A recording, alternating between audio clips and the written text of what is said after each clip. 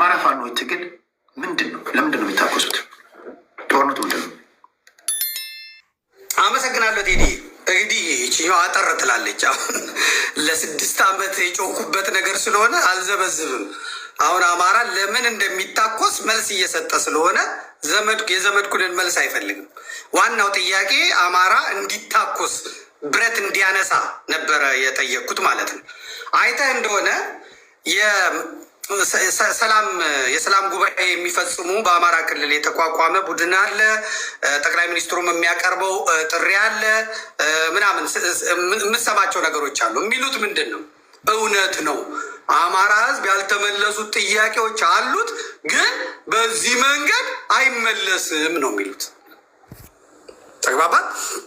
በየትኛው መንገድ? አሁን በያዘው መልክ አይመለስም ነው የሚሉት። ተመልከት። ስለዚህ አማራ ጥያቄ እንዳለው እንዳልተመለሰለት ተንከባሎ የመጣ እንደሆነ መልአክም ሰይጣንም ያውቃል ማለት ነው።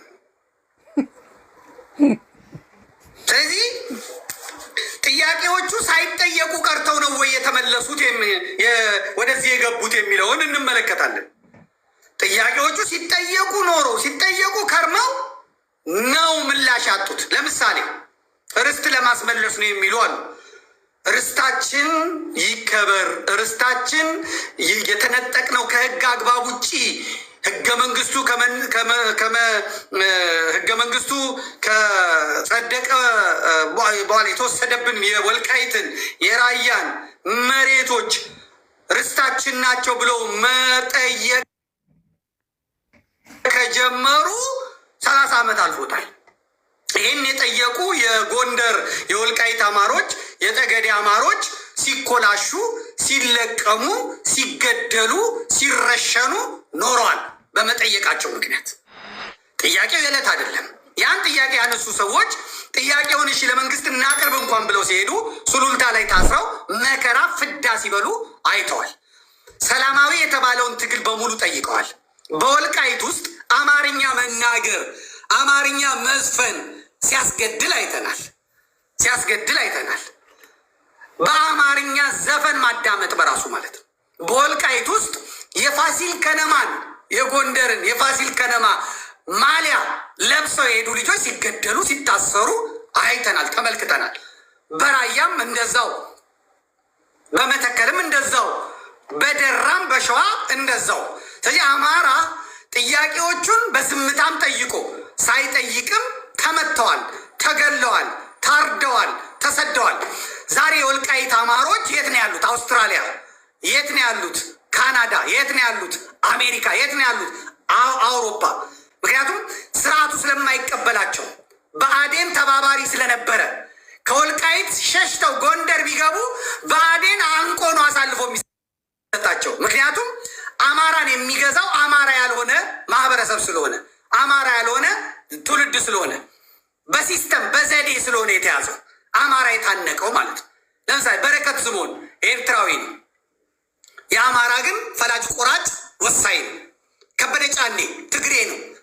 የመጀመሪያውን የኢትዮጵያ ብሔራዊ ምርጫ ቦርድ ያመጣውን ምርጫ በማይጨው ህወሓቱን ወክሎ ለማይጨው የተወዳደረ ሰው አይ በቃ ተው አንተ አማራ ሁን ብለው የአማራ ኃላፊ ያደረጉት እና ከበደ ጫኔ መጥቶ ምንድን ነው የሚለው?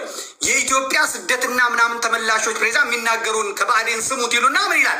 አማራ እንዲህ አድርጎ አማራ እንዲህ አድርጎ እንደዚህ ምንትስዬ መጥቶ እንደዚህ አድርጎ ይላል። አየህ፣ ሰዎች ስሙ ከበደ ነው፣ የአባቱ ስም ጫኔ ነው፣ ስለዚህ አማራ ነው ብለው አማሮች እኮ ያው አመኑ ይላል። እሱ ግን ትግሬ ነው፣ ድብን ያለ ትግሬ እና አዲሱ ለገሰ እንመልከታቸው፣ የአድዋ ትግሬ ናቸው ይሏቸዋል። አንተ ተፈራ ዋልዋ የሲዳማው እኮ የብአዴን መሪ ሆኗል። የሲዳማው ሰውዬ የብአዴን ፓርቲ አባል ሆኗል።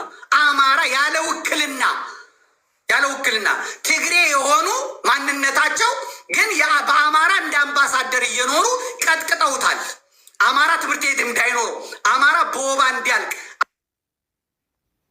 አማራ በኤድስ እንዲያልቅ፣ በበሽታ እንዲያልቅ፣ አማራ ደንቁሮ እንዲቀር፣ መሰረተ ልማት እንዳይሟላለት አድርገው እነዛኛዎቹ 27 ዓመት ሽባ አድርገውታል። የአማራ አምላኩ ነው አደገኛ፣ ሃይማኖቱ ነው አደገኛ እንጂ ከመተከል ይህን ያህል ህዝብ ለምን አረ ዜጎች ናቸው እያለቁ ነው ሲባል አይ ዛፍ እየቆረጡ ምናምን ከአካባቢው ማህበረሰብ ጋር ተስማምተው መኖር ሲችሉ እንትን እያሉ ስለዚህ አላገጡበት። ምክንያቱም ማህበራዊ ኢኮኖሚያዊ ቀውስ መፍጠር ተረጋግቶ እንዳይኖር ማድረግ ዋነኛ ዓላማቸው ስለሆነ ማለት ነው። ያደረ ጥያቄውን በሰላማዊ መንገድ አቅርቧል። ይሄ ስርዓት ሲመጣና ለውጥ የሚባለው ነውጥ ማለት ነው ሲመጣ ለዚህ ለውጥ የታገለው አማራ ነው። ጎንደር ላይ አይተዋል፣ ጎጃም ላይ አይተዋል፣ ወሎ ላይ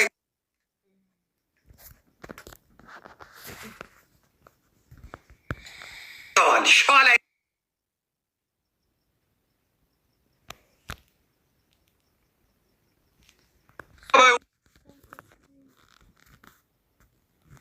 ወጥቶ ስርዓቱን የቀየረው ስብሃት ነጋ ወይ አንተና ድርጅትህ ትሞታላችሁ፣ ሲኦል ትገባላችሁ፣ ኢትዮጵያና ኢትዮጵያውያን ይቀጥላሉ ብለው ጎንደር ላይ አይደል ያንን ትንቢታዊ መፈክር ያየ ነው። ለዚህ እኮ ነው ጌታቸው ረዳ ሩጦ ሄዶ ከሙፈሪያት ካሚል ጋር እዛ ፋና ቴሌቪዥን ጋር ብሩክ ጋዜጠኛው ሲጠይቃቸው ምንድን ነው ያለው? ጌታቸው ረዳ የቴሌቪዥን ስላልሆነ እኮ እናመጣው ነበር። ይሄ ያለመስራታችንን ነው የሚያሳየው እኮ ነው ያለው። የኢህአዴግን ስንፍና ነው የሚያሳየው ነው ያለው። 6,000 ጽንፈኞች አደባባይ ወጥተው ይህም መፈክር ማሳየታቸው በሁለቱ መካከል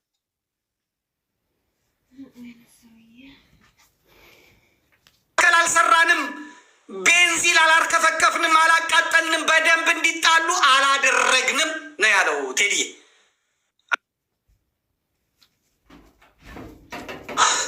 ዘርግቶ የተቀበለው አማራ ነው። አብይ ሄዷል፣ አብይ ኦሮሚያ ሄዷል፣ አብይ ትግሬ ጋር ሄዷል፣ አብይ አዲስ አበባ ሄዷል፣ አብይ ምናምን ሄዷል። አብይ አማራ ክልል ሄዷል አልሄደም። አብይን ዙፋን ሰርተው እሱ ባይመጣ እንኳን ብለው ስዕሉን ዙፋኑ ላይ አስቀምጠው የተቀበለው አማራ ነው። በቃ ይሄ ለውጥ ችግሬን ይፈታል፣ ይሄ ለውጥ አንድ እውነት ያመጣልኛል ብሎ እንደ አማራ የተቀበላል ወይ? አይንህ ላይ አይመጣም። አሁን የባህር ዳር ስቴዲዮም ደመቀ ሄዶ ይህንን ህዝብ ከዚህ በኋላ አንበድልም፣ ከዚህ በኋላ እንደፈለጋችሁ አድርጉን፣ ከዚህ በፊቱን ይቅርታ አድርጉልን ያለው ደመቀ መኮንን አይደለም? እውነቱን ለውጡን ተቀብሏል እኮ ዶክተር አብይ ሳምባዬ ነው ብሎ እኮ መፈክር የተያዘው አማራ ክልል እኮ ነው።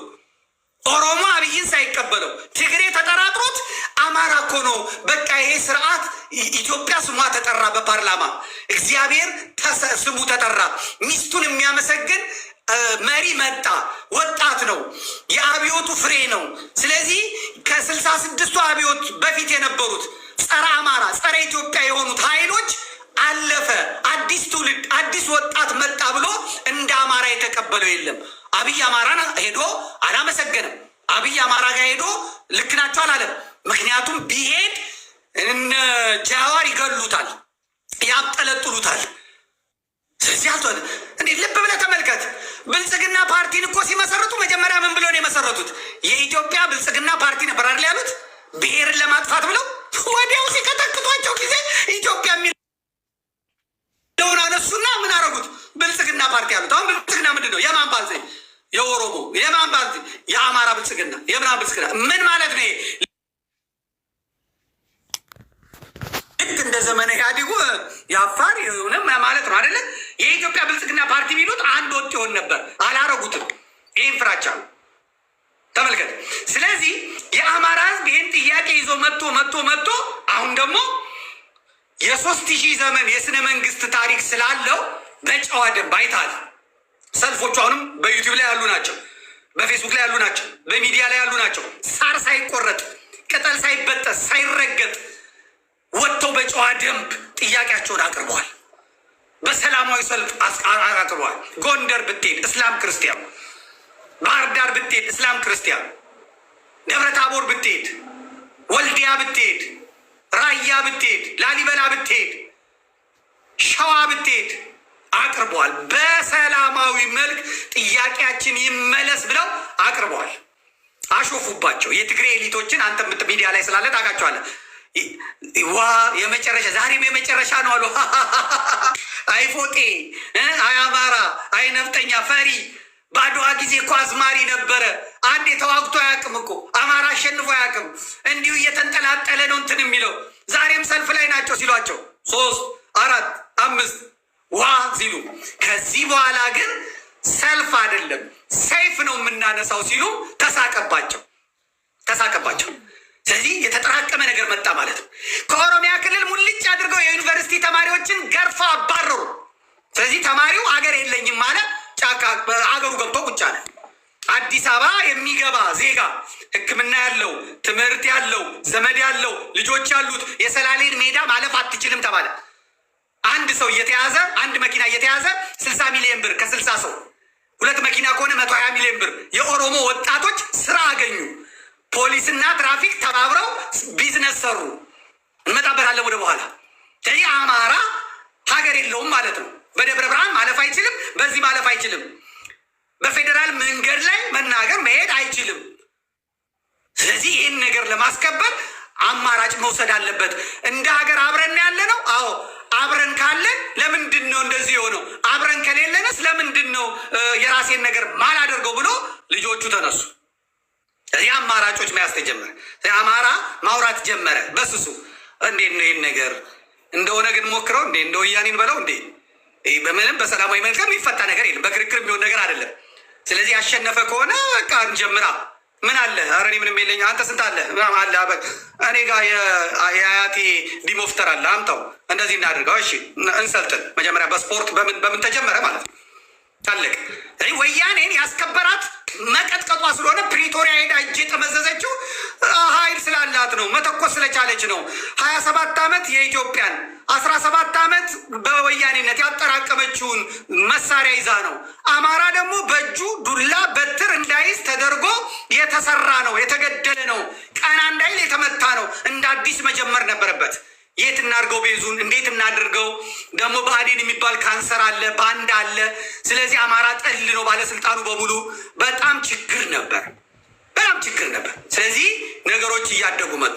ስለዚህ ለአማራ ችግሮች መፍትሄ በመሳሪያ በኩል የሚፈታ ነገር ተገኘ። ምን? ወያኔ አማራን እንድታወድም ወደ አማራ ክልል እንድትገባ ተደርጎ በጭና ተክለ ሃይማኖት መጀመሪያ በማይካድራ ከዛ እስከ ደብረ ታቦር ድረስ ከዛ እስከ ሰሜን ሸዋ ድረስ መንገድ ተለቆላት ፋብሪካ እየነቀለች ሆስፒታል እያወደመች የ80 ዓመት ሽማግሌ እየደፈረች መነኩሴ እየደፈረች በአማራ ስነ ልቦና ላይ መሶብ ላይ እያራች ድስትና ወጥ ላይ እያራች እንግዲህ ፖለቲከኞቹ እንደነገሩን ሊጥ እየደፉ የከብቶችን እግር ቆምጠው ባህር ዛፍ ሳይቀር ጨፍጭፈው አማራን አዋርደው እንዲሄዱ ከነሱ ጋር ነግረውናል። የኦነግ ወታደሮች አብረዋሉ ከወያኔ ጋር። አማራን የሚሰብር ቤተ መቅደስ በራፍ ላይ ገለው ጭና ተክለ ሃይማኖት የሆነውን ልነግር አልችልም። ይሄ ሲደረግ አማራ ይሄ ነገር አፍጦ መምጣቱን ሲያይ በወቅቱ የአማራ ክልል ፕሬዝዳንት የነበረው አገኘው ተሻገር አማራ የሆንክ ድረስ ውጣና ራስን አድን፣ እኛም ብቻ ሳይሆን ራስን አድን፣ ዱላ ያለ በዱላ ማማሰያ ያለ በማማሰያ ውጣና ግጠም፣ መንግስት የማረካችሁትን የጦር መሳሪያ ውሰዱት፣ ለግላችሁ አድርጉት ብሏል አላለም? ንገሬ። ስለዚህ አሁን ለአማራ ቀን መጣ ማለት ነው። ትግሬን የሚያስታጥቀው ሞልቷል፣ ኦሮሞን የሚያስታጥቀው ሞልቷል። አማራን የሚያስታጥቀው የለም። ግብፅ ኦሮሞን ታስታጥቃለች፣ አረቦች ኦሮሞን ያስታጥቃሉ። ግብፅ ወያኔን ታስታጥቃለች፣ ግብፅ አረቦች ወያኔን ያስታጥቃሉ። አማራ የግብፅም የወያኔም ጠላት ነው፣ አይታጠቅም። ስለዚህ አማራ ማድረግ ያለበት በራስ አቅም፣ በራስ ጉልበት፣ በራስ እውቀት ተመርቶ በሀገር ውስጥ በተፈጠረ እምቃቢ እግዚአብሔርን ይዞ እውቀትን ይዞ እውነትን ይዞ በጀግንነት በወንድነት ተዋግቶ አባቶቹ ግብር ከፍለው የኢትዮጵያ መንግስት የገዛውን የጦር መሳሪያ የኢትዮጵያ መንግስትን ወታደሮች አንበርክከው ገፈው ገለው መታጠቅ ስላለባቸው ይሄን ወስነው ገቡ። የቴዎድሮስ ልጆች በጎንደር፣ የበላይ ዘለቀ ልጆች በጎጃም፣ የንጉስ ሚካኤል ልጆች በወሎ፣ የሸዋ የሚኒሊክ ልጆች ይህን ሰሩ። ስለዚህ ዱብ ዱብ ተጀመረ። ከወያኔ ጋር ባለው ጦርነት ገባ። አንዱ 20-30 መሳሪያ ከባድ የለ ቀላል የለ። ይህንን ያዙ። እግዚአብሔር ባወቀ አማራን ራሱ የአብይ አህመድ መንግስት አስታጠቀው ማለት ነው። ልክ አሁን የደነገጡት መቼ ነው ያልክ እንደሆነ የፕሪቶሪያው ስምምነት ሲመጣ እና አብይና ወያኔ ሲነጋገሩ እኛስ እሺ ግድ የለም አማራ ታጠቀ ማለት እኮ ለአንተም ከባድ ነው። ተመልከት፣ ይሄ ፌዴራላዊ ብለን ህግ አውጥተን አማራን ቀጥቅጠን ልንገዛበት ያለው ነገር አለቀ። እኛ ኮስ በሰበብ አስባቡ በትር በእጁ እንዳይዝ አድርገን የቀጠቀጥነው አማራ ጦረኛ ነው። አማራና የጦር መሳሪያ ከተገናኙ መብቱን ያስከብራል። ስለዚህ የእኛን ጸብ እንተወውና አሁን ይሄ አማራ ትጥቁን የሚፈታበትን መንገድ እንፈልግ የሚል ነገር ነው የመጣው። ሌላ ነገር አይደለም። አላየም? ጌታቸው ረዳ በቀደም ለቴዲ ሪዮት ሲነግረው ይሄኛው ስላልተስማማን ኬንያ ባለው እንትን ላይ ይሄኛውን ራሴ በስክሪፕቶ ጽፌ ነው ያስገባሁት ሲላላየ ዋናው ነገር እንዴት አማራን እናጥቃው የኔ ግድ የለም። ይሄ ሞቻለው ምናምን የምለው ነገር ችግር የለም። አማራ እንዴት አታውቀውም? አንተ ጅል ነገር ነህ። የምትሰራው ነገር ሁሉ ትክክል አይደለም። ስለዚህ በአስቸኳይ ሁላችንንም እንደምታስፈታ አድርገህ አዋጅ አውጅ። የአዋጅ ሲታወጅ መጀመሪያ ከአማራ ክልል ይባል። ምክንያቱም የአማራ ክልል አክቲቪስቱ ሆዳም ነው፣ አልነቃም። የአማራ ክልል ፖለቲከኛው ታዘዋለህ፣ አሽከርህ ነው። ተመስገን እንደምታውቀው ካልሲ ነው። እከሌ እንደዚህ ነው። አገኘው ተሻገር አረቄውን ካገኘ ምንም የሚፈልገው ነገር የለም። ስለዚህ በአስቸኳይ እኛም ደግሞ አሮጌ እንትኖቹን ይኸው አስረክበናል ብለን እናሳያለን ምናምን አለ። እዛ ተሰበሰቡና እንግዲህ በፕሪቶሪያ ስምምነት መሰረት መጀመሪያ ፕሪቶሪያ ይሄዳል የተባለው ማን ነው? ቴዲ ፕሪቶሪያ ይሄዳል የተባሉት ደመቀ መኮንን ሰብሳቢ፣ እከሌ ተብሎ አማሮቹ ነበሩ አይደለ? ከዛስ ወያኔዎቹ እነሱ ከመጡ አይሆንም አሉ። ከዛስ ማን ሄደው? ሬድዋን ሁሴን ጸረ አማራ ጸረ ኦርቶዶክስ የሆነ ሰውዬ አማራን ወክሎ ሄደ ማለት ነው። እዛ የሄዱት እንኳን አረተው ቢሉ እምቢ ብለው ማለት ነው ቴዲ። ስለዚህ አማራ ምን አደረጉት ማለት ነው? ከጨዋታ ውጭ ያወጡት። ስለዚህ አማራውን መምከር ጀመረ ማለት ነው። የአማራ ጄኔራሎች፣ የኦሮሞ አንዳንድ የበላይ ኃላፊዎች ለወሎ ፋኖ፣ ለጎንደር ፋኖ፣ ለሸዋ ፋኖ፣ ለአማራ ፋኖ አብረው ለታገሏቸው ይህን ከባድ መሳሪያ ደብቁት፣ ይህን የሚቀበሩት፣ ምክንያቱም ከዚህ በኋላ ጦርነቱ ወደ እናንተ ነው ብለው ይሰጧቸዋሉ። እኔ ዛሬ ልንገር፣ ያዙት ይህንን ብለው ይህን ቅበሩት፣ ይህን ውሰዱት፣ ይህን የጦር መሳሪያ ቶሎ አስቀምጡ፣ ጦርነቱ ከእናንተ ጋር ነው ብለዋቸዋል። ስለዚህ እነሱ ደግሞ ሲመካከሩ በቃ አሁን ፋኖ ብቻ ነው ያለው። ፋኖን በዚህ ብለን አፈር ከድሜ እናበለዋለን። መሳሪያ አቅርብ እንለዋለን። ካላቀረበ አፈር ከድሜ እናበለዋለን። መጀመሪያ ግን እናዳክመው ተባባሉ። ከዛስ አብይ አህመድ ሱዳን ሄደና እናንተ ጥበበኞች፣ እናንተ የሱዳን ኃይሎች፣ እናንተ ምን ምናምን ብሎ ነገረ። ከዛ ሱዳን 40 ኪሎ ሜትር ገብታ ጎንደር ያዘች። ከዛ የዛሬ ዓመት ፋሲካ ሊገባ ሲል በጎንደር በኩል ጦርነት ይከፈታል ተብሎ ሲጠበቅ እግዚአብሔር አመጣና ማን አደረገ? አፈር ከድሜ ያበላው ሱዳንን ዱቄት አረጋት። የሱዳኑ ሲቆም አማራ ተረጋጋ። ከዚያስ ያቺ ደብዳቤ ወጣች። ደብዳቤዋ እኔ ጋ መጣች። እኔ ነኝ ያለ በተንኳት። የልዩ ኃይሉ በአስቸኳይ በተን መሳሪያውን ያስረክብ የምትለዋል እሷን በተንኳት። በቴሌቪዥን ለቀቁት። አሀ አለና የአማራ ልዩ ኃይል የአማራ ፋኖን ተከላከለ። አማራ ፋኖ ብቻውን ቢሆን ልዩ ኃይሉ ቀጥቅጦ ይገለው ነበር። እንትኑን አማራ ፋኖን ጉልበት የሰጠው ያቺ ደብዳቤ መውጣቷ ነው። ዳንኤል ክብረትም የጻፈው መጽሐፍ ላይ እንደሆነ ያቺን ደብዳቤ፣ ሌሎቹም ያቺን ደብዳቤ ያቺ ደብዳቤ ባትወጣ ኖሮ ነው የሚሉት። ያቺ ደብዳቤን ያወጧትን ሰዎች ነገ ታሪክ ያነሳቸዋል። አወድሳቸዋለሁ፣ አመሰግናቸዋለሁ። የአማራ ፋኖን አማራን እግዚአብሔር መታደግ ስለፈለገ ልምድ ያላቸው እውቀት ያላቸው ኃይል ያላቸው በጣም የሰለጠኑትን በመንግስት እውቀት የሰለጠኑትን የአማራ ልዩ ኃይልን ከነ መሳሪያው ከነ ትጥቁ ከነ ብቃቱ የአማራ ፋኖን ተቀላቀለ ማለት ነው። አሁን ኃይሉ ደረጀ።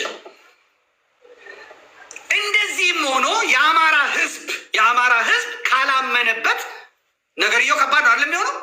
የአማራ ገበሬ ሀገሩን ይወዳል።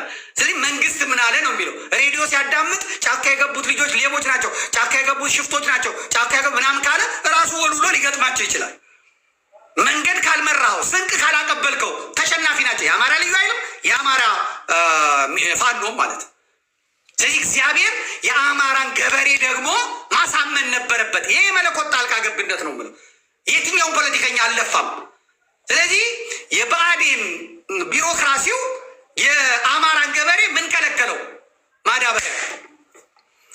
ስለዚህ ማዳበሪያ ሲከለክለው የአማራ ገበሬዎች የት ሄዱ? ጨዋዎች ናቸው። ልጆቻቸው በሰላማዊ ሰልፍ ጠይቁ ነበረ። አሁን ደግሞ አባትዮች ልጆቹ ጫካ ስለገቡ ልጆቹ አባቶች ምን አደረጉ? ጅራፍና ዱላቸውን ይዘው ሄዱ አይደል? ከዛ ምን አላቸው? ብአዴን ገርፎ አባረራቸው። የጅራፍ ፖለቲካ አላቸው ነው እንዲ ያሉ። አሁን ወደ ሰፈር ተመለሱና ጠየቁ። ምንድን ነው ነገሩ አሉ። አሁን የአማራ ፋኖ የአማራ ልዩ ኃይል አየህ ተገናኙ ማለት ነው ከገበሬ። ይሄንን እኮ ነው ልንዋጋ የፈለግ ነው። እንደ እንትን ሊያጠፋን ነው። ቪዲዮ እያሳዩ በፕሮጀክተር በስልካቸው ላይ ያለው ይኸው አማራ እንዴት እንደሚገደል፣ ወለጋ ላይ እንዴት እንደሚገደል፣ ሻሸመኔ እንዴት እንደሚገደል፣ ጅማ እንዴት እንደሚገደል እዩት። አብይ የሚለውን እዩት፣ ሽመልስ የሚለውን እዩት፣ ምናምን የሚለውን አሁን ተከፈተላቸው ማለት ነው። እንደ አማራ ልንጠፋ ነው። ስለዚህ ምን እናድርግ? ተስማምተን ይህን ስርዓት እንጣለው። አለቅ እንጣለው። ዛሬ ትግሉ የአማራ ፋኖ፣ ዛሬ ትግሉ የአማራ ልዩ ኃይል የምትለው አይደለም። የአማራ ህዝብ ነው የሆነ ህዝብ ወደ ህዝብ ሄደ ማለት ነው። ስለዚህ የጥያቄያቸውን በሰላማዊ መልክ በምናምን እምቢ ያሉትን የጅራፍ ፖለቲካ ብለው ያመፁባቸውን ዛሬ ልጆቻቸው መሳሪያ በመሳሪያ ከ15 ሰራዊት ክፍለ ጦር ብርጌድ የሀገሪቷን የአማራ ክልልን 95-90% የሚያስተዳድሩ ሆነው ተቀመጡ ማለት ነው። ስለዚህ የአማራ እንትን የተጠራቀሙ መጣ። አሁን መከባበር መጥቷል። አይተ እንደሆነ የት የምንነጋገር ምንድነው? አብይ ሄደው ባህር ዳር ያለው በጫካ ውስጥ ያላችሁ ወጣቶች መተኳኮስ ምንም አይሰራም። ስለዚህ በአረጋ ከበደ ስር ሆናችሁ ሀገራችሁን ብታለሙ ይሻላል ብሎ አሳነሰው። ለአማራው ትግል እውቅና ላለመስጠት የአብይ ሰራዊት እያለቀ ያለው ትግራይ ውስጥ አይደለም፣ አማራ ውስጥ ነው ያለቀው። የአብይ ሰራዊት መሳሪያ እያስረከበ ያለው ትግራይ ውስጥ አይደለም፣ አማራ ውስጥ ነው የሆነው። የአብይ ሰራዊት እንኩትኩቱ የወጣው ሽባ የወጣው ትግራይ ውስጥ አይደለም፣ አማራ ውስጥ ነው።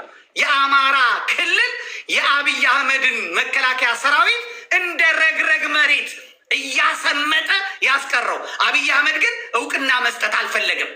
ምክንያቱም ለአማራ በዚህ መልኩ እውቅና መስጠት የበለጠ ጉልበት ይሰጠዋል ብሎ፣ ይሄ ደግሞ ለአማራ ህዝብ ጠቅሞታል፣ ለአማራ ታጋዮች ጠቅሞታል። የሚመጣው ሰራዊት ሽፍታ የሚያባርር 4-5 ልጆችን በልምጭ የሚያስባርር መስሎት ነው የሚመጣው።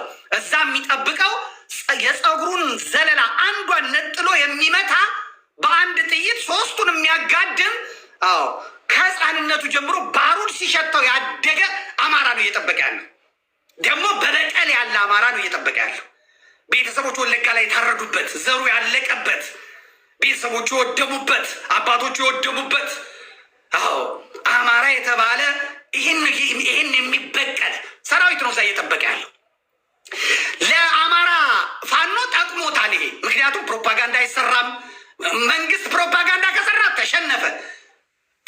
ፕሮፓጋንዳ ያለመስራቱ ደግሞ የአማራ ፋኖን ጠቀሙ። ስለዚህ የአማራ ሊዋጋ የሚሄደው የኦሮሞ ልዩ ጦር እዛ ሲገባ 4-5 ወንበዴ ሽፍታ ዱርዬ ናቸው የተባሉ ልጆች ሊያሳድድ ይገባል።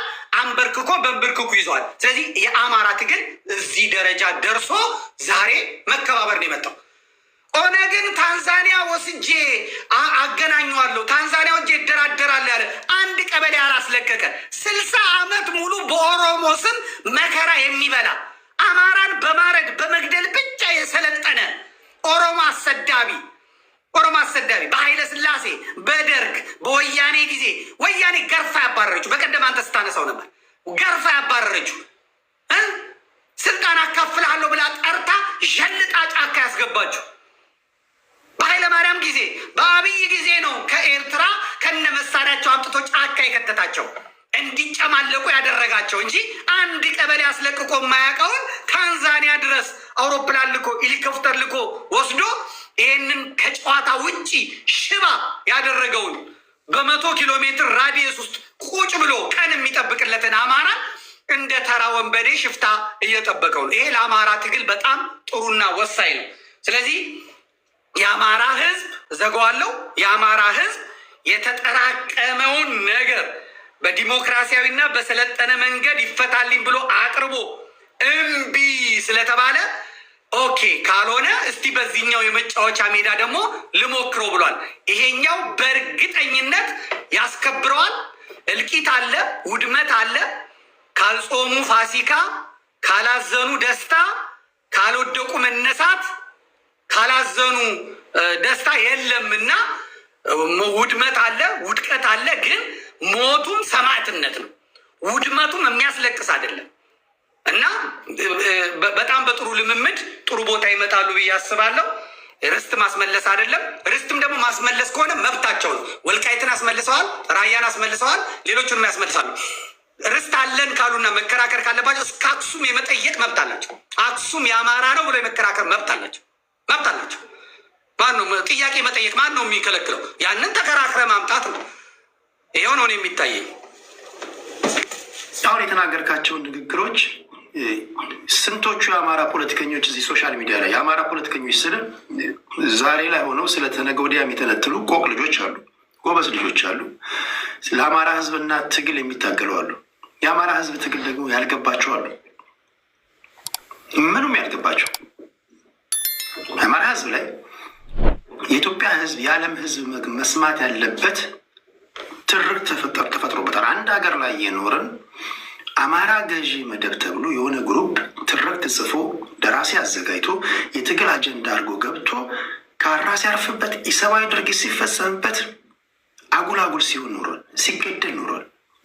ይሄ የሚከራከር የለም። ፖለቲካን ትናንቶ ከትናንት ላይ ካልጨመራቸው በስተቀር እውነታው ይሄ ከሆነ አማራ ገዢ መደብ የሚባል በሌለበት ከዘመነ መሳፍንት እስካሁኑ ድረስ ብትፈልግ አማራ ገዢ መደብ በድሎናል ተብሎ ትርክ ተጽፎ የአማራ ብሔር ተወላጆች ሸዋ፣ ጎንደር፣ ወሎ፣ ጎጃሜ ሳይለይ ካራ ካረፈበት ትግሉ እንደ አማራ መሆን ሲገባው ጎጃም፣ ጎንደር፣ ሸዋ እያሉ ክርክሮችን እናለን። እዚህ አየር ላይ ያሉትን እነሱ ልተዋቸውና መሬት ላይ ላሉት ለአማራ ፖለቲከኞችና ለአማራ ብሔር ተወላጆች ክብር ስል አንድ ጥያቄ ላንሳ። የዚህ ትርክ ደራሲ ዋና ማስተር ማይንድ ናቸው የሚባሉት ሻዕቢያ እና ቲፒኤልኤፍ ናቸው ተብሎ ነው የሚታወቀው። እንደምታወቀው ጃንሆይን ካስወረዱ በኋላ የከተማ ትግል ሲከብዳቸው ወደ ገጠር ምን ይዘን እንግባ በሚል አንድ በአግባብ የሚል ቃል ተጠቀሙ። ከዛ አማራ ገዢ መደብ ይሄ ቴዲ ያለው አይደለም። በነገራችን ላይ ኢንተርቪዎቻቸውን ብትሰሙ ከ4 ከ10 በላይ ኢንተርቪው ላመጣላቸው ይችላል። አማራ ገዢ መደብ ብለን ወደ ገጠር ገባን ይለዋል። አንድ ስጠይቃቸው እኛ የምንለው ህዝቡን አይደለም ገዢ መደቡን ይለዋል። ሰይፍ የሚያርፍበት ግን መስኪኑ የዕለት ጉርሱን ለመፈለግ ደፋ ቀና የሚለው ነው። በዚህ ደረጃ ግፍ እንደፈጸሙ የሚጠረጠሩ ወይም ደግሞ የሚታወቁ ፓርቲዎች፣ ግለሰቦች የቲፒኤልኤፍ የሻዕቢያ ሰዎች ናቸው። ከዛም በኋላ ላይ የተቀላቀላቸው 1974 ላይ የተመሰረተው የኦሮሞ ነጻነት ግንባርም ይህን ተቀላቅሏል። አሁን ከሰሞኑ ግን የጎጃም ፋኖ አንዳንድ አመራሮች ጠበቃ አስረስ እነሱን ንግግር ሰምቻለሁ። ከመሳይ ከአንከር ሚዲያ ከመሳይ ጋር ያደረገውን ኢንተርቪው ሰምቻለሁ። ትልቅ የፖለቲካ አመራር ነው። ኢትዮጵያን ምድራዊ ሲኦል አድርጓል ተብሎ በግንባር ቀደም ዛሬ የአማራ ህዝብ ለገባበት ውጥንቅጥ ግንባር ቀደም ተጠቃሽ ናቸው ተብሎ ከሚወቀሱ ያሎች ጋር እንሰራለን የሚል ንግግር ያደርጋሉ። አብረን እንሰራለን። ይሄ አማራ ህዝብ ላይ ማላገጥ አይደለም። ይሄ አማራ ህዝብ ላይ በደል ላይ መቀለድ አይደለም ወይ?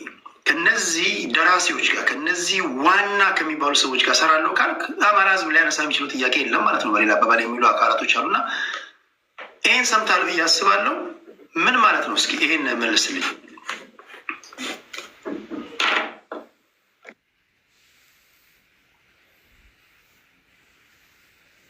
አመሰግናለሁ ቴዲ። እኔ ስለ እውነት እግዚአብሔር በሚያውቀው አልሰማሁትም፣ እንትኑን አልተከታተልኩትም። ግን የሚሯሯጡ ነገሮችን አግኝቻለሁ፣ እነሱን አይቻለሁ። ከዛ በተረፈም ደግሞ እኔ በህይወቴ አናግሬ የማላውቀው አስረስን አናግሬው አላውቅም ማለት ነው። እና ማብራሪያ እንዲሰጠኝና እንዲያስረዳኝ እፈልጋለሁ። እኔ ምን ለማለት እንደፈለገ እሱን ሰምቼዋለሁ እኮ ነው የምልህ።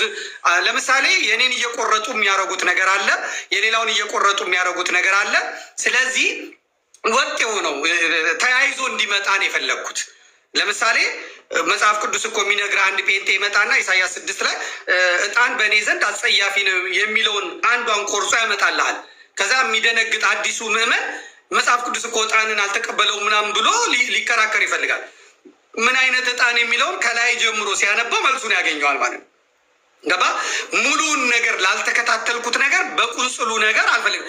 እኔ አክሰሱ ስላለኝ አስረስን ብጠይቀው አልጎዳም ብዬ ነው የምነግርህ።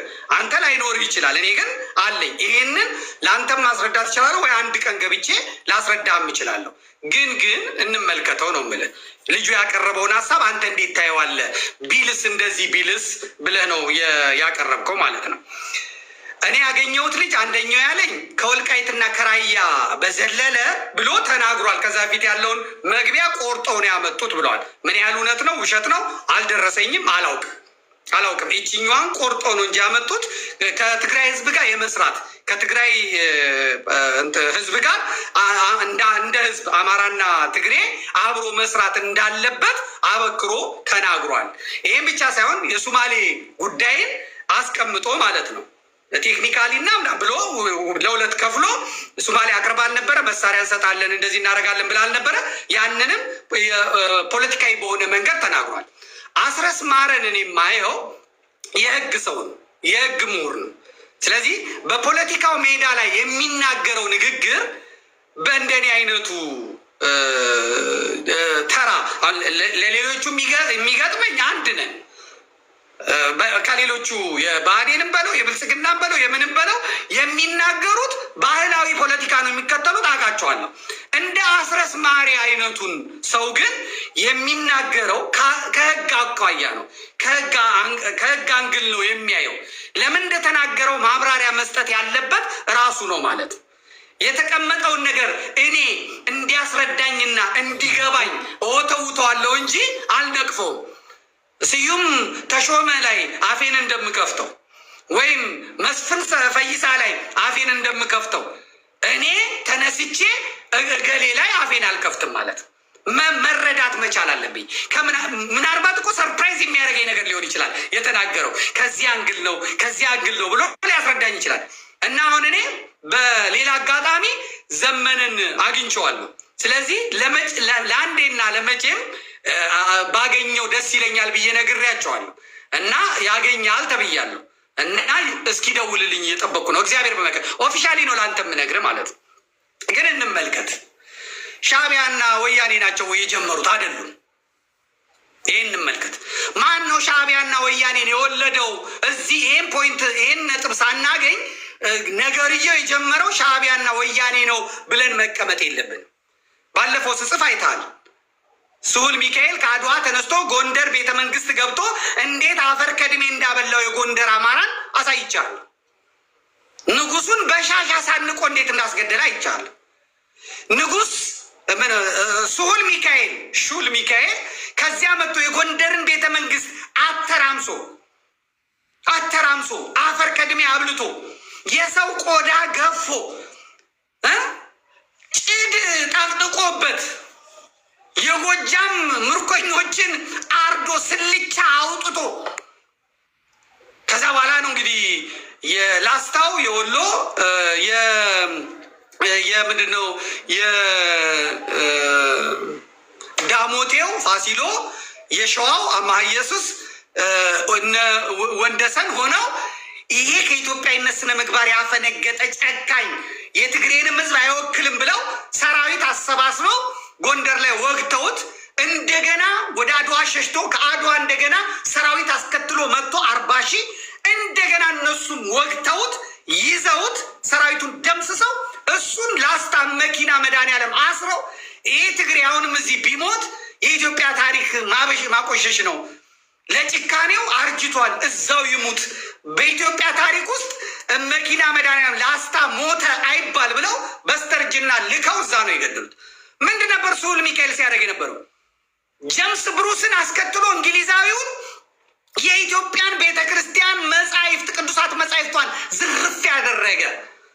ዝርፍ ያደረገ ተንኮሉን በሙሉ ያስጠናው ያስቀጸለው መጽሐፈ ሄኖክን የሚያክል ነገር አሳልፎ የሰጠው ስሁል ሚካኤል ነው። 16-17 መቶ ክፍለ ዘመን ወደ ኋላ ነው መሄድ መቻል ያለብን። የእነ ቱርኮች ፍላጎት፣ የእንግሊዞች ፍላጎት፣ የጣሊያኖች ፍላጎት ምን ነበረ? ዓለምን ቀጥቅጠው እንደ ብረት እንደ ሸክላ አድቅቀው ከገዙ በኋላ ኢትዮጵያ ውስጥ ግን ያንን ማድረግ እንዴት አልቻሉም? ዘመነ መሳፍንት መጥቶ ኢትዮጵያ በጥስጥሷ ወጣ በጎበዝ አለቃ በሹም አለቃ ሀገሪቷ ስትተራመስ ልክ እንዳሁኑ ክልሎች ማለት ነው። የወላይታ ክልል፣ የምንትሴ ክልል፣ የምናምን ክልል እንደሚባለው በጥስጥሷ ወጥቶ ይሄን ያደረገው ስሁል ሚካኤል ነው። ስሁል ሚካኤል ሲወድቅ ኢትዮጵያ ተበታተነች። ስሁል ሚካኤል ያበላሸውን የበታተናትን ኢትዮጵያ ጎንደሬው አጼ ቴዎድሮስ ነው መጥቶ ቀጥቅጦ አንድ ያደረጋት ኢትዮጵያ ማለት ነው። የተበታተነችዋ ኢትዮጵያ ስሁል ሚካኤል የአድዋው ያበላሻትን ማለት ነው። ከዚያ በኋላ ደግሞ የስሁል ሚካኤል የልጅ ልጆች መጥተው ወያኔዎች የአድዋው መለስ ዜናዊ ዛሬ የገባንበትን መቀመቃት የሆነ የዘር ፖለቲካ አስታጥቆን ሄደ። ዛሬ አሁን ቋፍ ላይ ነው ያለ ነው። የዘመነ መሳፍንት መለያየት ሊመጣ ጫፍ ነው የደረስ ነው። ስጋት የለም። ከአዲስ አበባ መውጣት ትችላለህ። ክልል ሄደህ መስራት ትችላለህ። አልተለያየንም። እያንዳንዱ ክልል የራሱ ባንዲራ እንዲኖረው አልታደረገም። ስሁላውያን ከአድዋ የተነሱ ስሁላውያን ኢትዮጵያን ሁልጊዜ እንደዚህ ነው ያደረጓት። ጣሊያን መጣች። ጣሊያን ስትመጣ ቤት ነው የመጣችው፣ በላይ ነው የመጣችው። ለጣሊያን መምጣት መደላድሉን የፈጠሩ ማን ነው? አጼ ዮሐንስ ናቸው። አጼ ዮሐንስ ለመርከብ መስሪያ ብሎ ጁቬኖ ነው ጁቫኑ የሚባለው አሰብ ላይ የገዛትን መሬት አስፋፍቶ ወደ አስመራ ከመረብ ምላሽ እስኪወስድ ድረስ ያደረገው እሱ ነው። ራስ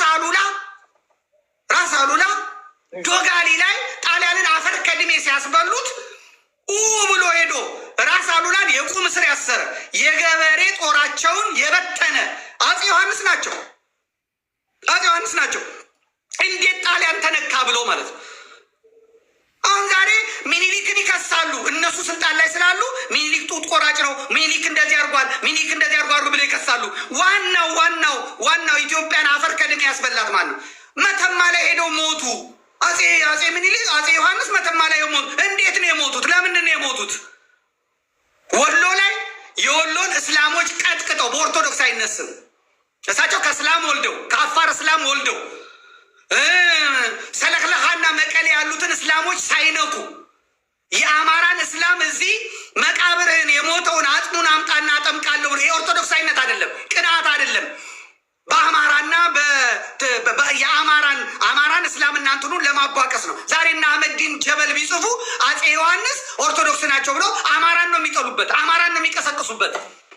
ትግሬዎቹ አጼ ሚኒሊክን እንደቀሰቀሱ እንደዚህ ቆርጧል ብሎ ሐውልት እንደሰሩ ስለ አጼ ዮሐንስ ሁለት ቃል ብትተነፍስ ይለቁ ነበር፣ ይገሉ ነበር። ለምንድን ነው ዛሬ የጎጃም እናቶች መላጣ ናቸው? አለ ቴዲ ታውቃለህ? የጎጃም እናቶች እስካሁን መላጣ ናቸው። ፀጉር አያሳድጉም። በሻሽ ነው እንደዚህ የሚይዙት። የአጼ ቴዎድሮስ ውጤት የአጼ ዮሐንስ ውጤት እኮ ነው። አጼ ዮሐንስ ጎጃም ገብተው አማራ የተባለ ጎጃሜ ቀጥቅጠው አርደው ጨፍጭፈው በላይኛው ጌታ ተብሎ እስኪለመኑ ግጥም እስኪገጠምላቸው ድረስ ማለት ነው። እባኮት ይማሩን ፈሪም አንሎ እስኪባሉ ድረስ ታቦት አውጥተው ፍለጥ እስኪሉ ድረስ የኢትዮጵያ ታሪክ የጻፈውን ነው የምነግርህ። ከዛ ጎጃሜዎቹን ሰብስበው በአንድ ቤት ውስጥ ከተው እሳት ለቀው አቃጥለው ውሃ ጠማኝ ሲሉ ማነው ውሃ ጠማኝ ያለው? እኔ በጦር በጥይት እየመቱ ይህንን አጼ ዮሐንስ ራሳቸው አምነው ይህን ጠላት ያበረታብኝ ያመጣብኝ ጎጃም ላይ የፈጸምኩት ግፍ ነው እስኪሉ ድረስ ማለት ነው። ወሎዬን በሃይማኖት ጎጃምን እንደ ህዝብ ቀጥቅጠው ከዚያ በኋላ መተማ የሄዱት ለኢትዮጵያ ድንበር አዝነው ነው? ለኢትዮጵያ ድንበር ብለው ነው? እንነጋገር እውነቱን። አጼ ዮሐንስ መቻቻል ተብሎ የሚነገረው ነገር በድፍረት መነገር አለበት ነው ብለን ለምንድን ነው የሄዱት? ሱዳኖቹ ማሀዲስቶቹ ከግብፅና ከቅኝ ገዢዋ እንግሊዝ ጋር ውጊያ ገብተው ቀለበት ውስጥ ከተው የእንግሊዝ ጦርና የግብፅን ጦር አንቀው ይዘው ሱዳኖቹ እየተዋጉ ሳለ እንግሊዞቹ አፄ ዮሐንስን አድነን፣ የተከበበውን ሰራዊቴን ከሱዳን አውጣና ምጽዋ አድርስልን፣ ይሄን መሳሪያ ይሄን እንሰጣለን አሉት። የግብፅና የሱዳን የእንግሊዝን ጦር ከሱዳን መሐዲስቶች ከበባ ለማውጣት ነው የሄዱት። የሄዱበት ውጊያ ሀቅ ስላልነበረው ሞተዋል። ሱዳኖቹ ምንድን ነው ያሉት? አንገታቸውን ቆርጠው ወስደው በሚዚየም አስቀምጠው ያሉት ምንድን ነው? ጎረቤታችን ነህ፣ እኛ ለነፃነታችን እየተዋደቅን እኛን ማገዝ ሲገባ እንዴት ለእንግሊዝና ለግብፅ አግዘህ መተህ እኛን ትወጋለህ?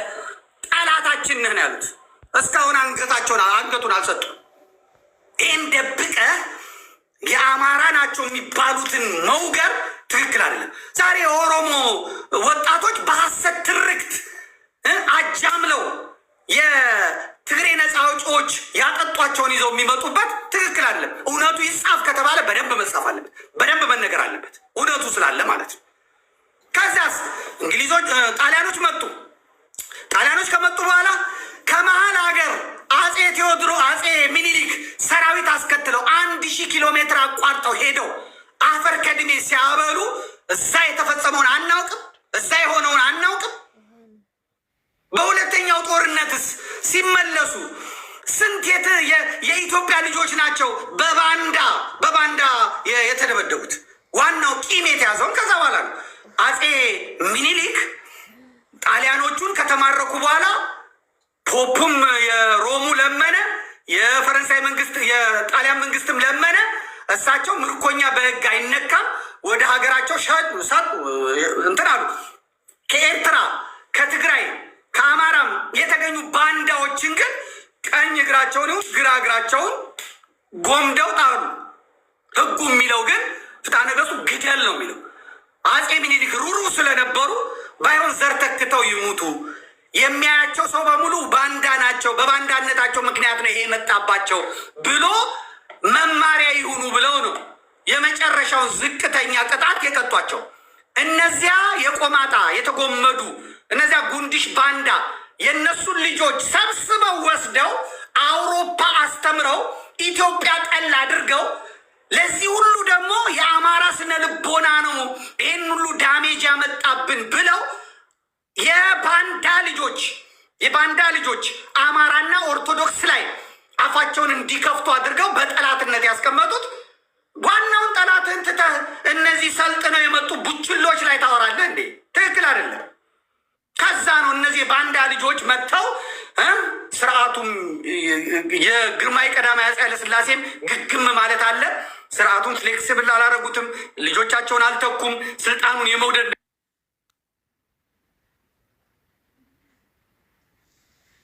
ነገር ቅድም ያልኩ አንዴ ከወጣህበት የማትለቀው አይስክሬም ስለሆነ ያ ችግር መጣ። ከዚያ በኋላ እነ አሜሪካ ያሰለጠኗቸው፣ ምዕራባውያን ያሰለጠኗቸው፣ በዛ አረቦቹ ያሰለጠኗቸው። ዋናው ደግሞ የተባባሰው ግርማዊነታቸውና መንግስታቸው በፍልስጤምና በእስራኤል የሀገረ መንግስት ምስረታ ላይ ያሳዩት ዝምታ በእስራኤሎቹ በኩል ሌላ ቂም ተያዘባቸው። የብራዚሉን ጉዞ ታስታውሳለህ እንዴት ሊመቷቸው እንደነበር። ከዛ በኋላ አይታል እንግዲህ የጻፉባቸውን በፖሊሲ ደረጃ የአፄው ስርዓት መውደቅ አለበት፣ ንጉሳዊ ስርዓት መውደቅ አለበት ብለው አሜሪካ ፖሊሲ አድርጋ ይዛ ዛሬ የምንፋጅበትን በፖሊሲ መልክ ቀርጸው እነዚህን የባንዳ ልጆች ወስደው አስተምረው አመጧቸው። መጀመሪያ ደርግ ሲመጣ ምንድን ነው ኦሮሞውን ነው ያመጡት። ኦሮሞውን አምጥቶ እነ መንግስቱ ኃይለማርያም ኦሮሞ፣ እነ ደበላ ዲንሳ ኦሮሞ የተገፉትን የኤርትራ ሰዎች የትግሬ ሰዎች አምጥተው ንጉሱንና የንጉሱን ስርዓት ከኦርቶዶክስ ሃይማኖት ጋር ከአማራ ጋር አጃምለው ፈጩት። ደርግ ሆነው እኮ ለሻቢያ የሚያግዙ፣ ደርግ ሆነው እኮ ለወያኔ የሚያግዙ፣ ደርግ ሆነው እኮ ኦነግን የሚያስታጥቁ እኮ ነበሩ።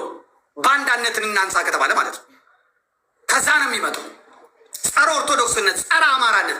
የኢትዮጵያ ቤተ ክርስቲያን ጥርስ ውስጥ የገባችው እስላም ክርስቲያኑን አንድ ላይ አድርጋ ይዛ የሀገር ህልውና ስላስከበረች ነው።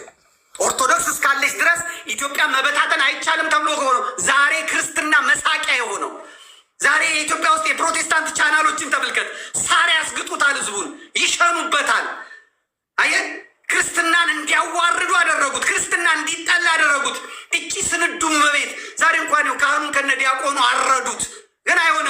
ይደመሰሳል፣ ይጠፋል። የባንዳነት ነገር የሻዕቢያ የወያኔ ታሪክ የሚጀምረው አሰልጣኞቻቸውን አስቀምጠህ አይደለም። እነሱማ ምን ያውቃሉ? ሀገር ቆርጦ የሰጡ እነሱ ናቸው። ከባህሩ እንዴት እንዳራቁን አላየህ? ኤርትራን ቅፍፍ አድርገው እታች ድረስ፣ ጅቡቲ አድርገው እታች ድረስ። ሱማሌ እኮ የኛ ነበረች። በጃንሆይ ጊዜ እኮ ሱማሌ የኛ ግዛት እኮ ነው፣ የኛ ግዛት እኮ ነው። አባቶቻችን እኮ መቋዲሾ ድረስ እኮ ነበራቸው። የአፄ ዳዊትን ታሪክ ዜና መዋዕል ስታነብ እኮ ታገኟል። ቀብሪ ዳር ማለት ከቀብር መልስ ማለት እኮ ነው። ከባህሩ ከውሃው አርቀውን ዛሬ እንደዚህ እንድንፋጅ አማራ፣ ጉራጌ፣ ኦሮሞ ተባብለን የእያንዳንዳችን ባንዲራ አንቀጽ 30 የኢትዮጵያ ህገ መንግስት ይከበር የሚለው ማን ነው? ማይክ ሀመር አይደለ እንዴ? ማይክ ሀመር አሜሪካዊ ነው። ምን አገባው? ህገ መንግስቱ መከበር አለበት የምትለው እንግሊዝ አይደለች እንዴ? ለምን? ስለማይመቻቸው ማለት ነው። ስለዚህ እኔ በመለስ ዜናዊ የባንዳ ልጅ፣ በስብሃት ነጋ የባንዳ ልጅ አይደለም እነሱን አሰልጥነው ያመጧቸው ነው። እነዚህማ ድሃ አይምሮ ድሃ እግዚአብሔርም አስደንግጦ የገደለው ታሪኩን የደመሰሰው እሱ ምን አለውና ነው ወንድም አለ እና ወያኔ ምናምናም ብለን መሄድ የለብንም።